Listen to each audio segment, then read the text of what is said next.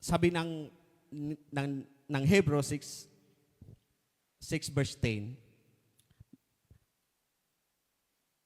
God is not unjust that He will not forget your work and the love you have shown Him as you have helped His people and continue to help them. Makatarungan ang Diyos na hindi niya magagawang kalimutan ang iyong mabubuting gawa. Amen.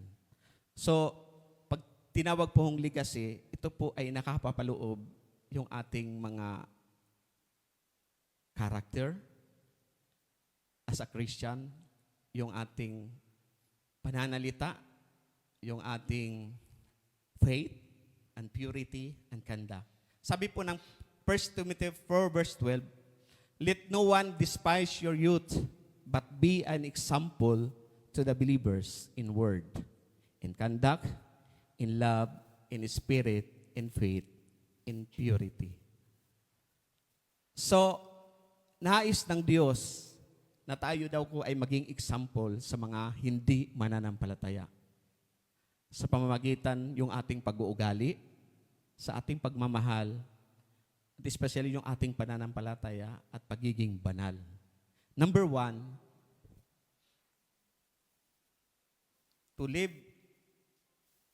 living a Christian legacy is, number 1, it's God's desire. Amen. Desire ito ng Diyos na tayo ay mamuhay ng maganda ang ating testimony. Sabi ng Lord in 1 Timothy 4 verse 12, let no one despise your youth, but be example to the believers in word. So, sa buhay ni Timothy, sinabihan siya ni Paul na kung pag-aaralan natin ang buhay ni Timothy, napakabata po siyang Kristiyano. No?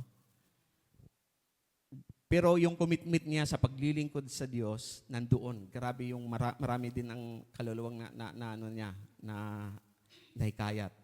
Sabi ni Paul, let no one despise your youth, be an example to the believers in word. Kasi, alam naman natin kapag minsan pag kabataan lang, parang wala lang, di po ba? Pero in-encourage ni Paul si Timothy na wag mong anuhin yung pagkabata mo.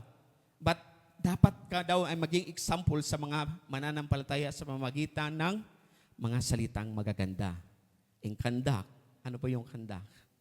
Yung ating pag-uugali. Amen? In love, dapat maging example tayo sa ating pagmamahal natin sa Diyos. Amen? So number 1, it is God desires. Nais ng Diyos na sa buhay ng bawat isa sa atin, desire ng Panginoon na tayo ay mamuhay bilang isang may tinatawag na legacy. Amen? So, a good man leaves an inheritance to his children's children. Kapag ang tao daw ay pag ikaw daw ay mabuting tao, ito ay napapamana mo sa mga henerasyon. Totoo po ba? Di po ba? Sa ating pamilya, at ako po ay nung may lula pa ako, hindi pa namamatay, sinasabihin ako, alam mo, yung lula mo, ano yan? Masipag yan. So that is legacy. Yung pagiging masipag niya, napamana. That is legacy. So, bilang isang mananampalataya sa Diyos, dapat tinatawag na ma-preserve natin ang ating testimony sa ating buhay, ang ating legacy. Amen? As a Christian, hindi lang yung mayroon kang pera, marami kang pera, pero dapat yung legacy mo, yung magandang loob mo. Amen? Yung pananampalataya mo sa Diyos. Sa kabila ng mga pagsubok, naroon ka na tumitindig. Amen? In purity. Ibig pong sabihin, yung puso natin ay malinis.